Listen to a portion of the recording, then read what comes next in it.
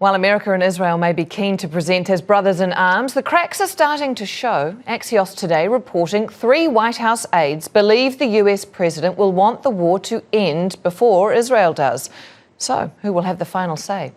On our panel today, we have David Sedney, a former US Deputy Assistant Secretary of Defence, and Ariel Cohen, a Senior Fellow at the Atlantic Council's Eurasia Centre. Thank you both, gentlemen, for coming in. David, I'll start with you. Who is determining the direction of this war at the moment? Well, if you ask President Trump, he is.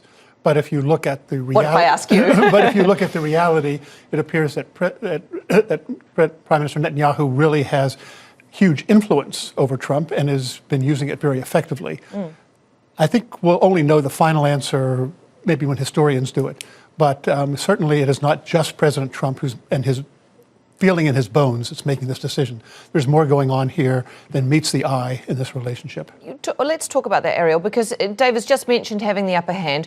Who has, or the influence rather, but who has the upper hand then in the relationship between America and Israel? Clearly it's the United States. Yeah. The United States is the global superpower. It has a huge nuclear arsenal. It has a presence in the Middle East, which is much, much bigger than Israel. Israel has good intelligence, that's for sure. But in terms of strategic goals, look, we're dealing with a regime in Iran that for 47 years said what? Death to Israel, death to America, building the nuclear arsenal, building the ballistic missiles, funding, training, equipping proxies. This was a real threat. And I think, and the Gulf states now recognize that the threat from the Iran was not just for Israel, it was for the Gulf states and eventually for Europe and the United States. But we talk about things being an imminent threat or a real threat, and it is a value-based measurement. There is no real measurement that has been assigned to this. And so when people look at the justification and we look at, well, how far away out was, Tulsi Gabbard comes on and says, no, there was not the imminent threat of a nuclear weapon. Or the IAEA comes in and says, we didn't see evidence of that. IAEA, Mr. Grossi, whom I met, said, we cannot certify that this is a peaceful program. Now, IAEA doesn't mean it's a is an dangerous international organization, Sure. and Mr. Grossi is limited to what he can say. To me, to say we cannot certify it's a peaceful program means, translate, from bureaucratese, it's a military program. It's open to interpretation. David, you want to jump in there? I think that kind of discussion gets you lost in the minutiae. Yeah. What's really important here is the fact that the United States has an irrational president. He makes decisions that people, including people around him, don't understand. I'll put out his relationship with President Putin of Russia, where he goes into meetings expecting one thing and he comes out spouting the Russian line. Prime Minister Netanyahu appears to have some of the same influence. So I would agree with Ariel on the broader strategic things. The minutiae of what's an imminent threat and all that, I think, is sort of irrelevant, because what's really relevant is what's happening in the mind of President Trump, and I sincerely believe he is irrational and is subject to manipulation by Netanyahu.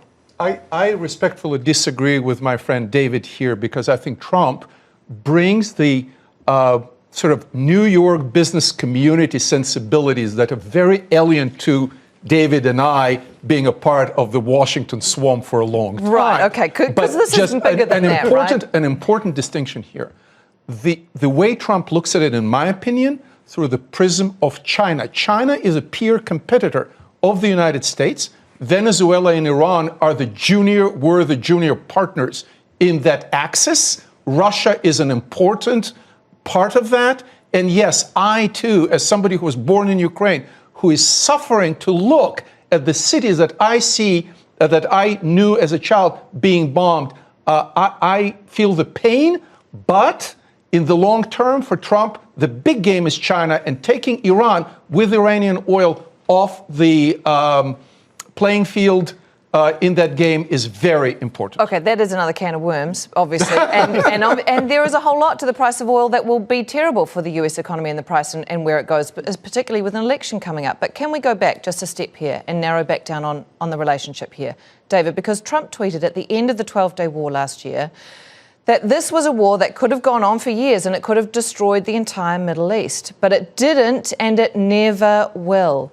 So how come the US didn't step in and stop this from going further this time? Well, President Trump has made a big rhetorical point that 47 years, no other president did that. Yeah. Well, that includes 5 years with him as president. He didn't do it during his first term or his first year in office. So it's not because he just finally developed the bravery to do something nobody else could ever do before him.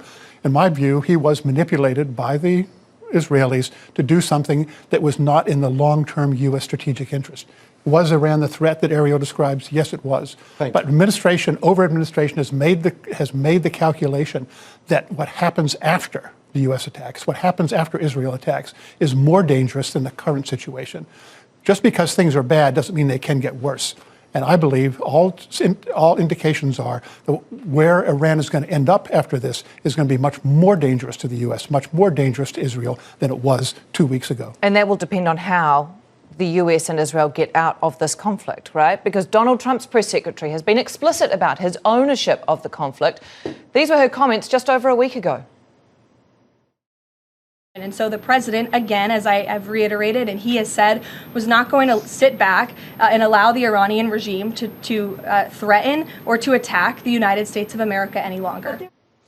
Can we talk about a report here, Ariel, that's come out that says that Israel, after hitting Iranian gas fields and seeing Iran retaliate through Saudi and other places in the GCC, that the US has reportedly asked Israel not to target Iranian oil again without it say so.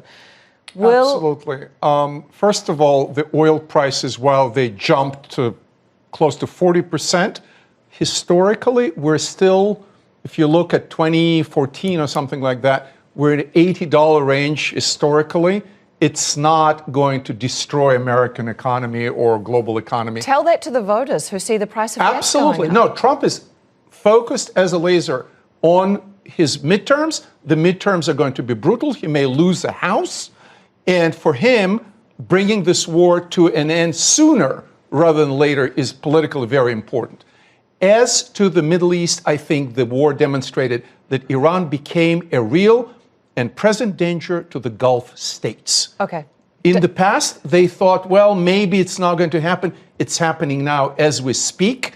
And the Gulf states have to take part in this operation with the United States and with Israel to protect themselves. I know everyone has a reckon, and certainly you two gentlemen will have far more qualifications than myself. But if we look at what top intelligence aides have said and bosses, and we refer to Joe Kent, who quit yesterday quite publicly over his position that Iran was not an imminent threat. He also, David, pointed out that he made the point that he believes it was clear that the war was started due to pressure from Israel and its powerful American lobby. Do you think the American public has a fulsome or comprehensive understanding of how that relationship works, given the polling we have seen about its support, or rather lack of, for this conflict? No, the American public really does not understand this because it's not been explained to them effectively by any American leader. And I think the polls in Israel show something like 80+% support for this war. Well, the polls in the U.S. are going down, and maybe 30% or so of Americans will support this war, and it'll keep going down. So there are fundamentally different strategic interests and different timelines for the U.S. and Israel here. The Israeli timeline is immediate. The Israeli timeline is national survival. Iran doesn't threaten the U.S. national survival. It does threaten Israel's national survival. So, of course, their goals are different. The U.S. has been able to control Israel in the past. That's no longer the case.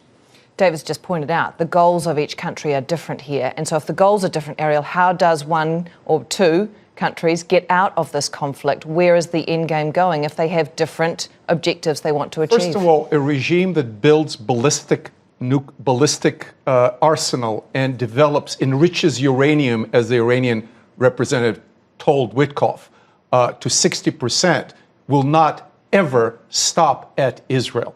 Okay, number one. Number two, the Israeli-American relationship, while it's not a treaty alliance, it is a very close partnership, and it's a close alliance. So for the United States to sit there and watch at a potential existential threat, as David said, to Israel is unacceptable.